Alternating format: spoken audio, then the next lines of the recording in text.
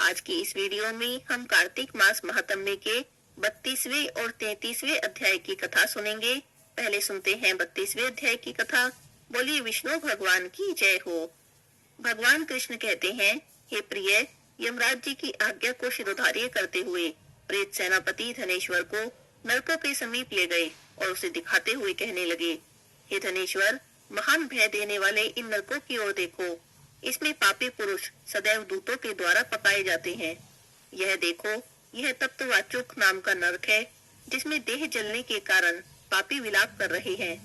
जो मनुष्य भोजन के समय भूखों को भोजन नहीं देता, वह बार बार इस नरक में डाला जाता है। वह प्राणी जो गुरु, अग्नि, ब्राह्मण, गो, वेद और राजा इनको लात मारता है, वह भयंकर नरक अतिशय पापों के करने पर मिलते हैं। आगे देखो, यह दूसरा नरक है। इसका नाम है अंधता मिश्र। इसमें पापियों को सुई की भांति मुख वाले तमोत नाम के कीड़े काट रहे हैं। इस नरक में दूसरों का दिल दुखाने वाले पापी गिराए जाते हैं। अब देखो, यह तीसरा नरक है। इसका नाम है करकेय। इस नरक में पापियों को आरे से चीरा जाता है। हे धनेश्वर, यह नरक असीमत्त वन आदि भेदों से 6 प्रकार का होता है। इसमें स्त्री पुत्र के वियोग कराने वाले मनुष्य को कढ़ाई में पकाया जाता है। 2 प्रियजनों को दूर करने वाले मनुष्य भी असीमत नाम के नरक में तलवार की धार से काटे जाते हैं, और कुछ लोग तो भेड़ियों के डर से भाग जाते हैं। अब अर्गल नाम का यह चौथा नरक देखो। इसमें पापी विभिन्न प्रकार से चिल्लाते हुए इधर उधर भाग रहे हैं। यह नरक भी वध आदि भेदों से 6 प्रकार का है। अब तुम इस 5वें नरक को देखो, जिसका नाम है कोटशाल मली। इसमें अंगारों की तरह कष्ट देने वाले बड़े बड़े कांटे लगे हैं। यह नरक भी 6 प्रकार का है। इस नरक में पर स्त्री गमन करने वाले मनुष्य डाले जाते हैं। अब तुम इस 6ठे नरक को देखो। उल्वन नामक नरक में सिर नीचे करके पापियों को लटकाया जाता है।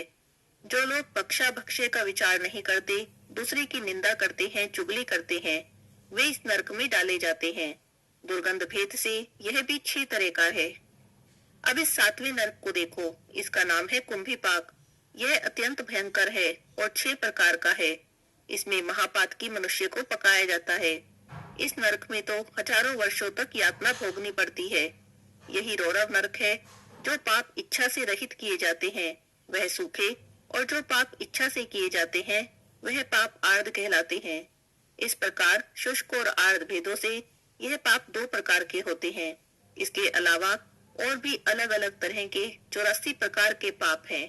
अपक्रीम, पाडाकते, मलिनीकरण, जाति भंशकरण, उपाय, अति पाप और महापाप, ये 7 प्रकार के पातक हैं। जो मनुष्य जैसा कर्म करता है, उन्हें इन 7 नरकों में उसके पाप कर्म के अनुसार डाला जाता है।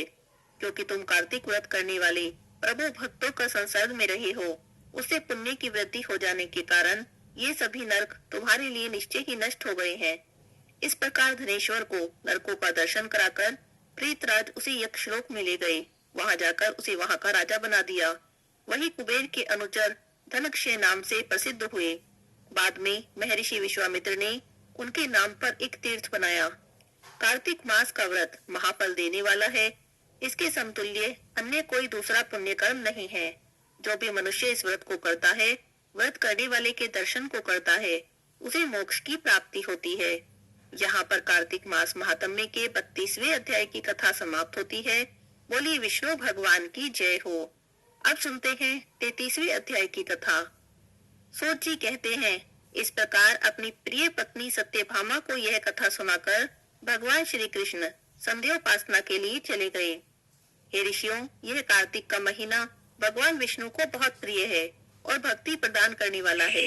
रात्रि जागरण, प्रातःकाल का स्नान, तुलसी वन का सिंचन, उद्यापन और दीपदान, ये 5 कर्म भगवान विष्णु को प्रसन्न करने वाले हैं। इसीलिए कार्तिक के महीने में इनका पालन अवश्य ही करना चाहिए। तब ऋषि बोले, भगवान विष्णु को प्रिय, अधिक फल की प्राप्ति कराने वाले, शरीर के प्रत्येक अंग को प्रसन्न करने वाले कार्तिक महात्म्य को आपने हमें बताया। यह मोक्ष की कामना करने वालों को अथवा भोग की इच्छा करने वाले मनुष्यों को यह व्रत अवश्य ही करना चाहिए। इसके अतिरिक्त हम आपसे एक बात और पूछना चाहते हैं। यदि कार्तिक महीने के व्रत करने वाला मनुष्य किसी संकट में फंस जाए वह किसी वन में हो या व्रती किसी रोग से ग्रस्त हो जाए, तो उस मनुष्य को कार्तिक व्रत को किस प्रकार करना चाहिए, क्योंकि कार्तिक व्रत भगवान विष्णु को बहुत प्रिय है और इसे करने से मुक्ति और भक्ति प्रदान होती है, इसीलिए इसे बीच में तो नहीं छोड़ना चाहिए। श्री सूत जी ने इसका उत्तर देते हुए कहा कि यदि कार्तिक का व्रत करने वाला मनुष्य किसी संकट में फंस जाए, तो वह हिम्मत करके भगवान शंकर या भगवान विष्णु के मंदिर में जो भी पास हो उसमें जाकर रात्रि में जागरण करे। यदि व्रती घने वन में फंस जाए, तो फिर पीपल के वृक्ष के नीचे या तुलसी के वन में जाकर जागरण करे।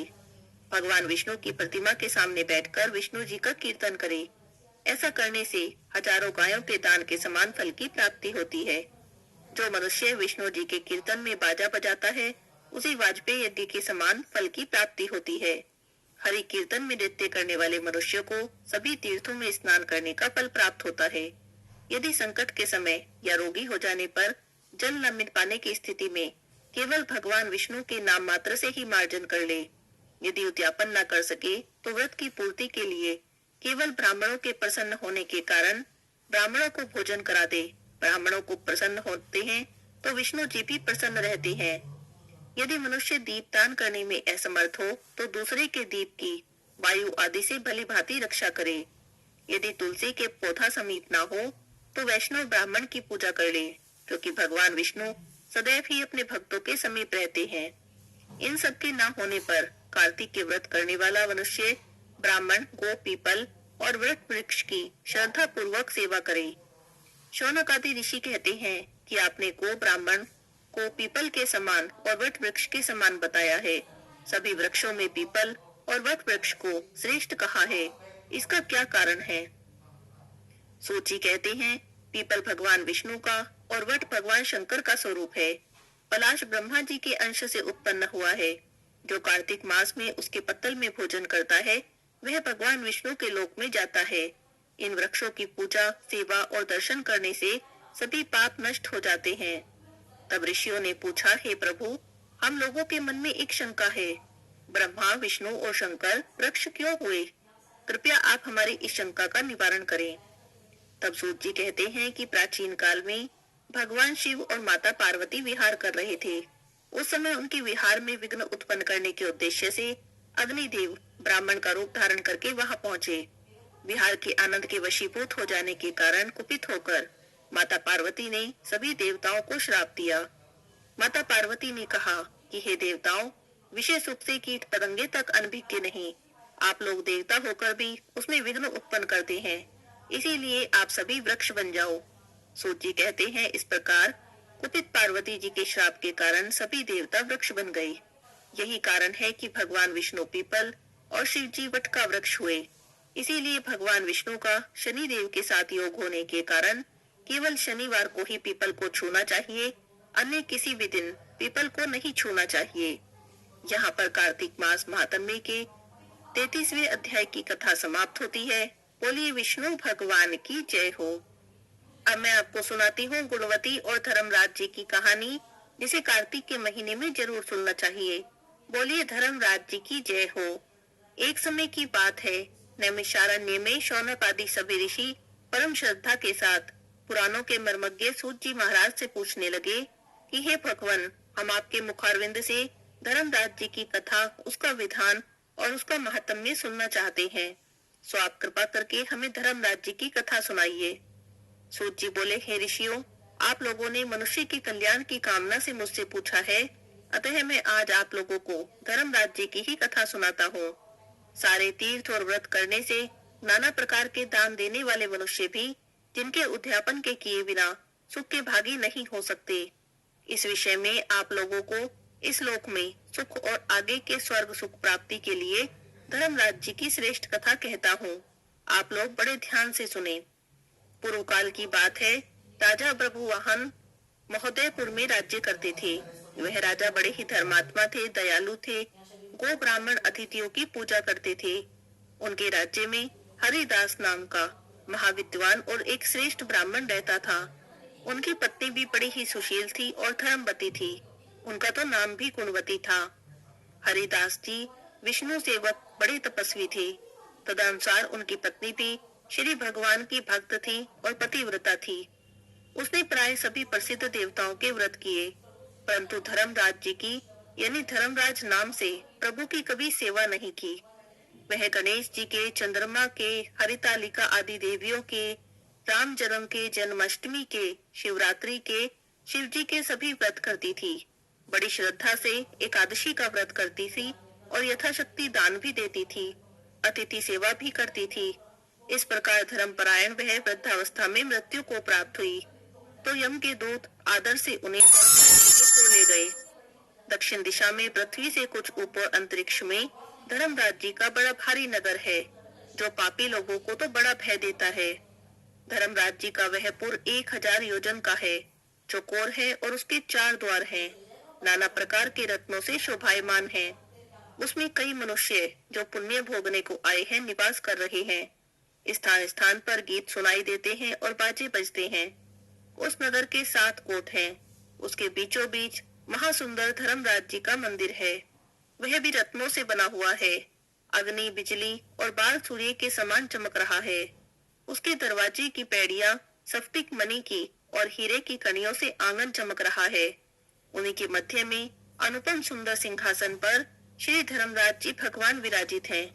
उनके पास ही चित्रगुप्त जी का भी स्थान है, जो मृत प्राणियों के पाप पुण्य का लेखा भगवान धर्मराज जी को सुनाते हैं। यमराज जी के दूत जब गुणवती को वहां ले गए, तो उनको देखकर वह भयभीत होकर कांपने लगी और नीचे मुख करके खड़ी हो गई।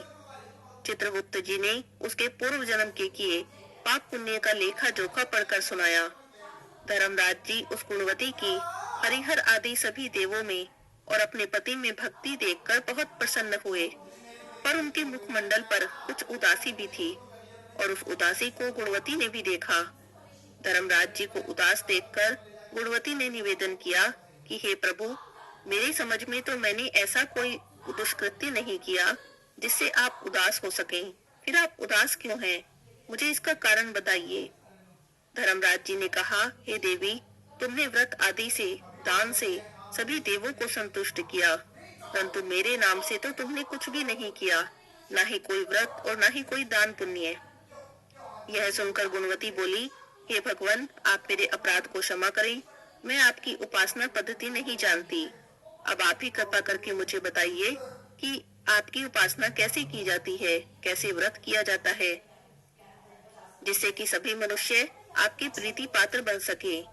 यदि मैं आपके भक्ति मार्ग को आपके मुख से श्रवण करके वापस मृत्युलोक में जा सकूं, तो आपको संतुष्ट करने का उपाय अवश्य करूंगी।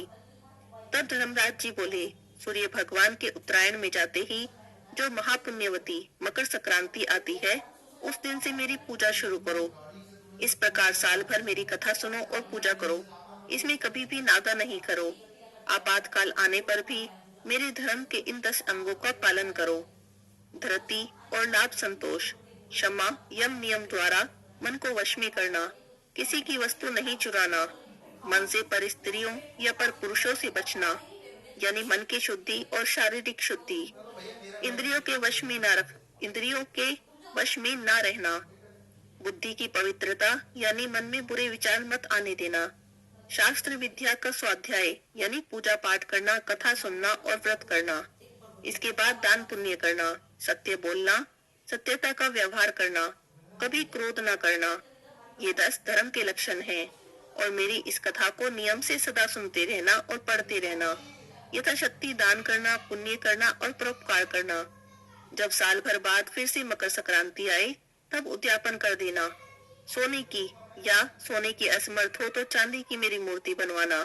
विद्वान ब्राह्मण के द्वारा पूजा हवन करवाना। मूर्ति की प्राण प्रतिष्ठा करके पंचामृत से स्नान कराकर षोडशोपचार से पूजा करना। मेरे साथ में चित्रगुप्त जी की भी पूजा करें और सफेद काले तिलों के लड्डू का भोग लगाएं। पूर्ण संतुष्टि के लिए ब्राह्मण को भी जिमाएं और मांस की छावड़ी में 5.25 सेर धान्य जवार, जो मुक्ता तुल्य मानी गई है, उसे भरकर गुरु या ब्राह्मण को भेंट कर दें। स्वर्ग में चढ़ने के लिए सोने या चांदी की सीढ़ी भी दान दें। सुंदर बनी हुई शैया का भी दान दे, जिस पर मुलायम गद्दा हो, तकिया हो और रजाई हो। इसके सिवाय कंबल, पादुका, बांस की लकड़ी, लोटा, 5 कपड़े, 5 वस्त्र दान दे। गोदान की सामर्थ्य हो तो श्वेत या लाल गाय मेरे लिए और काली गाय चित्रगुप्त जी के लिए दान दे। ये दान की वस्तुएं सर्वसाधारण के लिए हैं। धनवान व्यक्ति भी दे तो और अच्छा है। गुणवती ने भगवान से अब प्रार्थना की, हे प्रभु, यदि ऐसी ही बात है तो मुझे यमदूतों से छुड़ाकर फिर से पृथ्वीलोक में भेजिए, जिससे कि मैं आपकी कथा का प्रचार कर सकूं। जो ही उसकी प्रार्थना पर भगवान धर्मराज जी ने स्वीकृति दी, तो ही उसके मृत शरीर में पुनः प्राणों का संचार हो गया। तब उसके पुत्रादि कहने लगे कि बड़ी प्रसन्नता है कि हमारी माता जी मरकर भी जिंदा हो गई।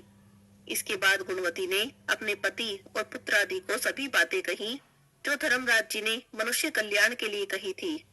फिर उसने व्रत रखने शुरू कर दिए। मकर संक्रांति के दिन से उसने रोज धर्मराज जी की पूजा की और कथा की। स्वर्ग में जाने के लिए अनेकों प्रकार के दान और पुण्य कर्म भी आरंभ कर दिए। इस प्रकार गुणवती साल भर में धर्मराज जी की कथा सुनकर धर्म के 10 अंगों का पालन करके मृत्यु के बाद जब स्वर्ग पहुंची, तब देवताओं ने भी उसका बड़ा आदर किया और सदा स्वर्गीय भोगों को भोगती रही। सूत जी महाराज ने शौनक आदि ऋषियों से कहा, हे मुनियों, जिस घर में स्त्री और पुरुष इस धर्मराज जी की व्रत कथा को श्रद्धा से प्रतिदिन पढ़ते हैं या सुनते हैं, वे सभी दुखों से मुक्त हो जाते हैं। इसमें कुछ भी संशय की बात नहीं है। मृत्यु काल में यमदूत जो लेने आते हैं, वे भी उसको आदर से ले जाते हैं और धर्मराज जी भी उसे सदा सुखी रखते हैं। यदि उन मनुष्य के कुछ पाप भी बाकी हों, तो शीघ्र ही पापनाश का उपाय बताकर पापनाश मुक्ति में उनके सहायक बनते हैं। गरुड़ पुराण में भी लिखा है कि पापी लोगों को यमदूत महान कष्ट पहुंचाते हुए ले जाते हैं, पर धर्मराज जी की इस कथा को करने वाले को यमलोक के मार्ग में भी कष्ट नहीं होते और वे प्राणी शीघ्र ही स्वर्ग और अपवर्ग यानी मोक्ष तक प्राप्त हो जाते हैं। बोलिए धर्मराज जी की जय हो। पुन्नो नहाई पड़वा नहाई, 5 रतन पंच तीरथ, पंच विक्रम नहाई। आधे का लाई आंवला आधे की राई, राई दामोदर सांवला जिसने सृष्टि रचाई। राजा के घर उतरी पुत्री बन आई, राजा लाया ब्याह की रानी बन आई। 4 चक्कर 4 मक्कर 4 दिए की लो, मैं तुमसे पूछूं श्री कृष्ण जी कब निस्तारा होई। जब आएगा कार्तिक का महीना तब निस्तारा होए, जब आएगा कार्तिक का महीना तब निस्तारा होए। बोलिए पंचभिक्खु देवता की जय हो। एक साहूकार के बेटे की बहू थी जो बहुत सुबह उठकर कार्तिक के महीने में रोज गंगा जी नहाने जाती, पराये पुरुष का तो मुंह भी नहीं देखती। एक राजा का लड़का था, वह भी रोज गंगा जी नहाने जाता। जब भी रोज गंगा जी नहाने जाता तो सोचता कि मैं रोज इतनी सुबह नहाने आता हूँ, तो भी मेरे से पहले कौन नहा लेता है। 5 दिन कार्तिक के रह गए तो एक दिन साहूकार की बहू तो नहा के जा रही थी। राजा का बेटा आ रहा था तो किसी के आने की आवाज सुनकर वो जल्दी जल्दी जाने लगी तो उसकी माला वहीं पर छूट गई। राजा का बेटा नहाने आया तो माला पड़ी देखी। उसने सोचा कि माला इतनी सुंदर है तो इसे पहनने वाली कितनी सुंदर होगी। उसने सारी नगरी में ढिंडोरा पिटवा दिया कि जिसकी ये माला है वो मेरे पास 5 दिन आएगी, तब मैं उसकी माला वापस दूंगा। अब साहूकार की बेटे की बहू को तो सुन के बहुत गुस्सा आया, फिर भी उसने कहलवा दिया कि ठीक है, मैं 5 दिन आऊंगी, पर किसी को साख भरने के लिए बिठा देना। साख भरना मतलब गवाही देना, किसी को गवाही देने के लिए बिठा लेना। अब राजा तो गंगा जी पर बिछावन करके एक तोते को पिंजरे में टांग के बैठ गया कि वो आएगी बहू तो मैं उससे मिलूंगा। तो बहू सुबह सुबह आई। उसने पहली पैड़ी पर पैर रखा और भगवान से प्रार्थना करके बोली, हे कार्तिक के ठाकुर, हे राय दामोदर, 5 पांडु, छठो नारायण, हे भीष्म राजा, मैं सत की हूँ तो मेरा सत रखना, मेरी सहायता करना, उसे नींद आ जाए। तो राजा के बेटे को नींद आ गई, वो सो गया। तो बहू आई और नहा धो ली और फिर जाने लगी तो तोते से बोली, तोते मतलब सुआ से बोली, सुआ सुआ सूटा गल घालूंगी, हार साख भरिए मेरे बीरा। तो उसने कहा कि भाई मैं आई थी, मेरी गवाही कर देना। तो तोता बोला कि कोई वीर भी साख भरता है। तो वह कहने लगी, सुआ सुआ सूटा पग घालूंगी, नेवर साख भरियो मेरे देवर। तो तोता बोला कि ठीक है भाभी, मैं तुम्हारी साख भर दूंगा। ऐसा कहकर वो चली गई। थोड़ी देर में राजा का बेटा हड़बड़ा के उठा तो उसने तोते से पूछा कि वह आई थी क्या। तो तोता बोला हाँ आई थी। तो राजा के बेटे ने पूछा कि कैसी थी। तो तोता बोला आभा की सी बिजली, ओली की सी झल, केला की सी कामनी और गुलाब का सा रंग। तो राजा के बेटे ने सोचा कि आज तो मुझे नींद आ गई, पर कल मैं अपनी उंगली में चीरा लगा के बैठ जाऊंगा तो मुझे नींद भी नहीं आएगी। दूसरे दिन वो तो उंगली में चीरा लगा के बैठ गया। अब साहूकार के बेटे की बहू आई। उसने फिर वहां आते ही भगवान से प्रार्थना करी कि हे कार्तिक के ठाकुर, हे राई दामोदर, पांचों पांडु, छठो नारायण, हे भीषम राजा, मेरी आज भी लाज रख लेना, मेरा सत रख लेना और उसे नींद आ जाए। तो बस जैसे ही वो आने लगी राजा के बेटे को नींद आ गई। तो वो तो नहा ली और नहा के गई तो तोते से अपनी साख भरवा गई, गवाही ले गई। अब राजा का बेटा उठा, उसने फिर तोते से पूछा कि आई थी क्या। तो तोते ने तो कल के जैसा ही जवाब दे दिया कि हाँ आई थी। अब राजा के बेटे ने सोचा कि 2 दिन तो निकल गए, अब तीसरे दिन तो मैं आंखों में मिर्च डाल के बैठूंगा। तीसरे दिन आंखों में मिर्च डाल के बैठ गया। सारी रात हाय हाय करता रहा। अब बहू आई तो उसने फिर भगवान से प्रार्थना करी, हे कार्तिक के ठाकुर, हे राई दामोदर, पांचों पांडु, छठो नारायण, हे भीषम राजा, मेरी साथ सत रख लेना। तो जैसे ही उसने प्रार्थना की उसे तो फिर नींद आ गई। वो नहाई धोई और तोते से साख भरा के चली गई। राजा के बेटे ने सोचा कि 3 दिन निकल गए बेकार, कल तो मैं कांटों की सेज बिछाकर बैठूंगा। तो वो कांटों की सेज बिछाकर बैठ गया। पूरी रात हाय हाय करता रहा, न बैठा जाए न खड़ा हुआ जाए। लेकिन जब वो आई तो उसने प्रार्थना की, उसे फिर नींद आ गई। वो तो प्रार्थना करके नहा के धो के तोते से अपनी गवाही लेके चली गई। 5वें दिन तो राजा आग जलाकर उसकी राख पर ही बैठ गया। लेकिन साहूकार की बहू जब आई उसने फिर कार्तिक के ठाकुर से प्रार्थना की, हे कार्तिक के ठाकुर, हे राय दामोदर, पांचों पांडु, छठो नारायण, हे भीषम राजा, आज 5वां दिन है, आज भी मेरी सहायता करना और मेरी लाज रख लेना। अब जैसे ही उसने प्रार्थना की उसे तो आग जो जला रखी थी, उसने राख पे बैठा था, उसे वहां भी नींद आ गई। वो आई, नहाई धोई, तोते से गवाही ली और जाने लगी तो बोली कि इससे कह दियो कि मेरे 5 दिन पूरे हो गए, अब मेरी माला घर भिजवा देगा। राजा का बेटा उठा, उठते ही तोते से पूछा कि आई थी क्या। तोता बोला हाँ आई थी और उसने अपनी माला वापस मंगाई है, बोली है कि 5 दिन मेरे पूरे हो गए। तो राजा के बेटे ने उसकी माला जो है घर भेज दी बड़े दुखी मन से। थोड़े दिन बाद उसके कोढ़ निकल आया, पूरे शरीर पे जलन मच गई, त्राही त्राही पाड़ने लगा, बचाओ बचाओ त्राही त्राही बुलाने लगा। तो राजा ने पंडित बुलवाए और पूछा कि मेरे बेटे को ये सब क्या हो गया है, इसके शरीर में ऐसी जलन कैसे हो गई। तो पंडित बोले कि ये तो कोई पतिव्रता स्त्री का पाप लगा है, उस पर बुरी नजर रखता था, इसी कारण पूरे शरीर में कोढ़ निकल गया है। तो राजा ने पूछा अब कैसे ठीक होगा। तो पंडित बोले कि अगर ये उसे धर्म की बहन बना ले और उसके नहाए हुए जल से नहा ले तो उसका ये जलन कोढ़ सब ठीक हो जाएगा। अब तो राजा साहूकार के घर पहुंचा और साहूकार से बोला कि ये माला है तुम्हारी बहू की और तुम्हारी बहू गंगा पर भूल गई थी, उसे दे देना और कह देना कि अपने नहाए हुए जल से मेरे बेटे को नहला देगी। तो साहूकार बोला कि मेरी बहू तो पराये पुरुष का मुंह भी नहीं देखती, तुम एक काम करो, अपने बेटे को इस नाली के नीचे बैठा दो, जब बहू नहाएगी तो उसके ऊपर अपने आप ही पानी पड़ जाएगा। अब राजा ने अपने बेटे को नाली के नीचे बैठा दिया। बहू नहाई तो उसका जल उसके ऊपर गिरा तो राजा के बेटे की तो काया कंचन सी हो गई। हे पंचबिक्कु देवता, हे कार्तिक के ठाकुर, हे राय दामोदर, जैसे आपने साहूकार की बहू का सत रखा, जैसे उसकी लाज रखी, ऐसा ही सबका सत रखना, कहते सुनते हुंकारा भरते का, सारे परिवार की मनोकामना पूरी करना, सब पर अपनी कृपा दृष्टि बनाए रखना। बोलिए पंचबिक्कु देवता की जय हो। कार्तिक मास में सुनी जाने वाली पोपा बाई की कहानी। किसी गांव में एक पोपा बाई रहती थी। नियम व्रत बहुत करती थी, बहुत दान पुण्य करती थी। एक दिन अपने भाई भाभी से कहने लगी कि मैं कभी शादी नहीं करूंगी, मेरी झोपड़ी गांव के बाहर बनवा दो और गांव की स्त्रियों से कहने लगी कि आप अपनी गायें और बछड़े मेरे यहाँ चरने को भेज दिया करो। बचा कुचा भोजन मुझे भेज दिया करो। एक दिन की बात है, नगर का राजा शिकार खेलने जंगल में गया हुआ था। जंगल में झोपड़ी देखकर वहीं पर रुक गया। सोचने लगा कि इस झोपड़ी में, इतने घने जंगल में कौन रहता है। उसने झोपड़ी का दरवाजा खटखटाया। अंदर से कोई आवाज नहीं आई, तो वह बार बार दरवाजा खटखटाने लगा। तब अंदर से पोपाबाई ने पूछा कि कौन है जो मेरे द्वार पर आवाज दे रहा है। तब राजा ने कहा कि मैं इस नगर का राजा हूँ। तब वह कहने लगी कि चले जाओ, मैं किसी पराये पुरुष का मुंह नहीं देखती। तब वो बोला कि नहीं, दरवाजा खोल, मैं तो तेरे साथ विवाह करूंगा।